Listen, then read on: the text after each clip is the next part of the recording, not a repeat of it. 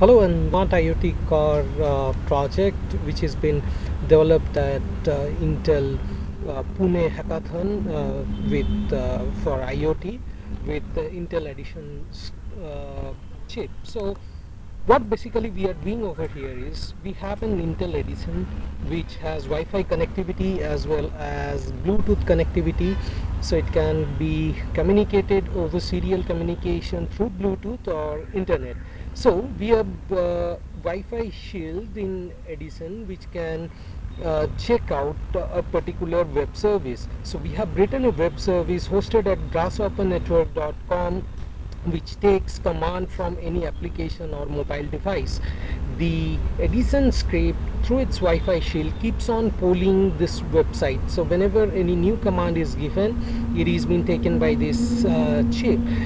The Edison chip then compares the command and then passes on that command to a transistor circuit which controls an RF transmitter unit which sends an appropriate signal to RF receiver connected with a car, so that the car can be moved forward, reverse or right and left direction. Further, we don't have the speed control with RF mode. So what we are doing over here is we have taken a volt sensor, and using the volt sensor we take the PWM value and passes it onto the transistor circuit through PWM, so that we can control the speed of the car too. At the same time, the Edison script chip also has a light and temperature sensor which keeps on displays them in the LCD. Now the beauty of this thing is that this whole thing comes as an independent unit. We can put a battery unit and it can move around. So we have feels like agricultural sensor network where a lot of sensors are required, but however this particular application eliminates the need of huge number of sensors, where you can model a RC car which can moves around your agricultural field and does the thing. So how we started with a simple Edison script chip. This is connected with the USB. Then we tested the LCD unit and various other modules including volt sensor and the other sensors using the groove connector. Having done that, it was time for the testing and the hardware checking. So for hardware, what we did was, this is the actual RF transmitter kit which comes with a kid's toys. So we just got it opened.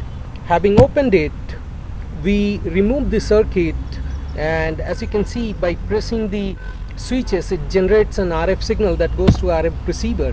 Then we connected the circuit, we hacked this RF chip, gave it power supply from the Edison onboard power supply through a groove connector. So the power supply unit, which was earlier through battery, has been hacked out. Now we connected a transistor. As you can see, this is an NPN transistor, and we bypass the switch connection with a transistor connection. So this is how basically this entire setup works out.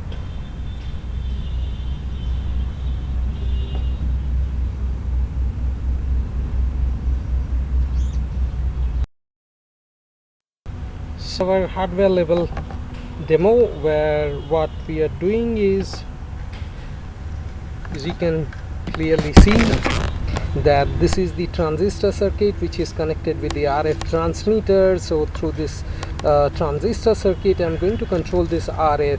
The beauty of this system is that the user, in the absence of internet connection, can also use the hotkeys, and this is the car that we are going to control.